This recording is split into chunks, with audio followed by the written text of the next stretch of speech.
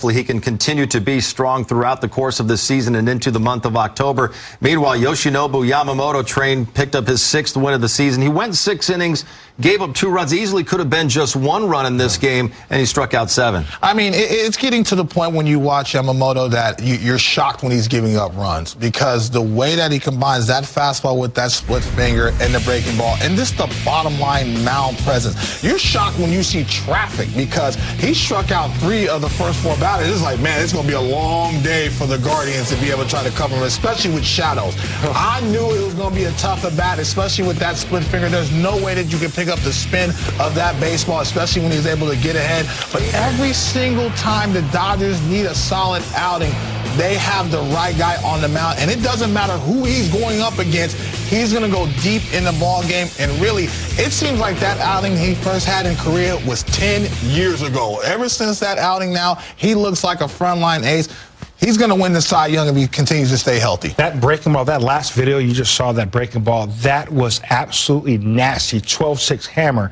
And then we saw the split finger. We've seen it. It will dart away, down and away to the left-handed batter, and then he'll spot that fastball at the knee. So as a hitter, you got to cover. Look at that split finger, especially in the shadows. That is impossible to pick up spin.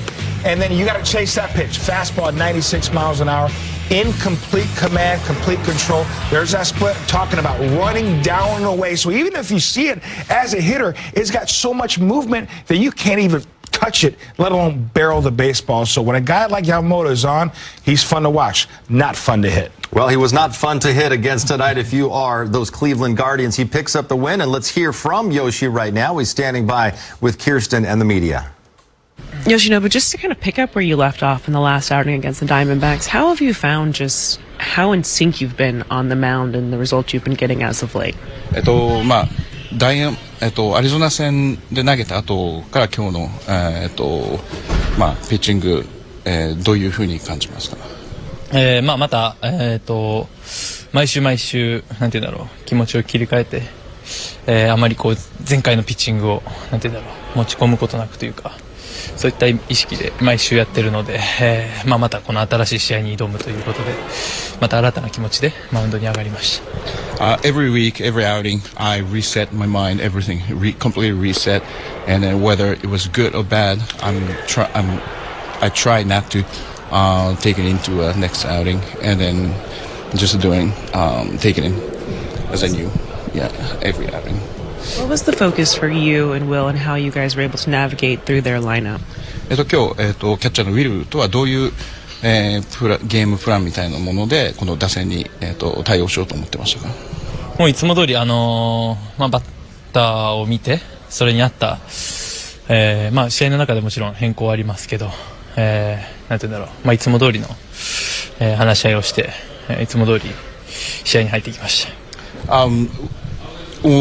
When we play, when he catches, and we have a kind of like a basic plan, and of course we adjust in the game, so nothing was particularly a special thing we did, and then just we did what we do usually.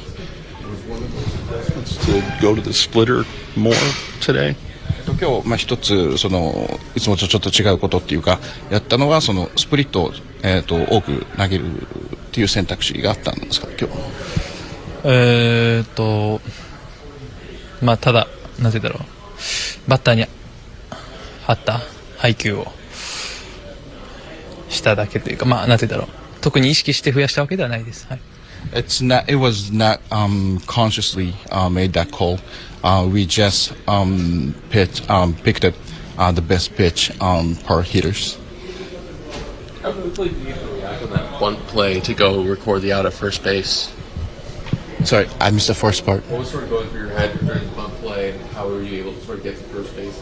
I think the third inning, right? 3回のバントプレー、バント処理であそこの処理をどういうふうにしようと思ってああいうプレーになりました。本当はサードで、アウトするのを狙ってたんですけど、ちょうどいいところに、バントを決められてしまったので、はい。とりあえず一つ取れるように頑張りました。Originally, ideally, I wanted to get the out on the third base. But the way like it ball because ended up, I thought that was our best choice.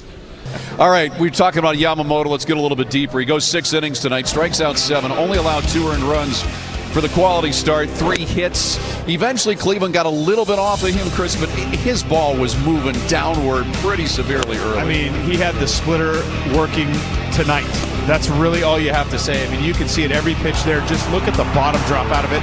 This was actually a really nice play. I'm sure Dave Roberts was a little nervous seeing Yamo run over there like that with the amount of starting pitching injuries that the Dodgers have had to deal with. But just look at the movement on that ball. It's a strike for so long, and then the bottom drops out of it. And when you make a guy that's got as elite contact skills as Stephen Kwan swing and miss twice, or excuse me, strike out twice, that's really telling you how good he was tonight. Certainly is. Guardians hung around, though, tonight. They were able to pick up a couple of runs. However, it was the 6th inning that really separated the Dodgers and the Guardians this evening. That lineup is so good, and it's so lengthy, too. We were talking about top 4 in the order, best in Major League Baseball, but the bottom half of the order isn't They can turn it over from the top as well. Yeah. What do you think of Gavin tonight? I thought, again, another outing with Gavin just struggling with his command.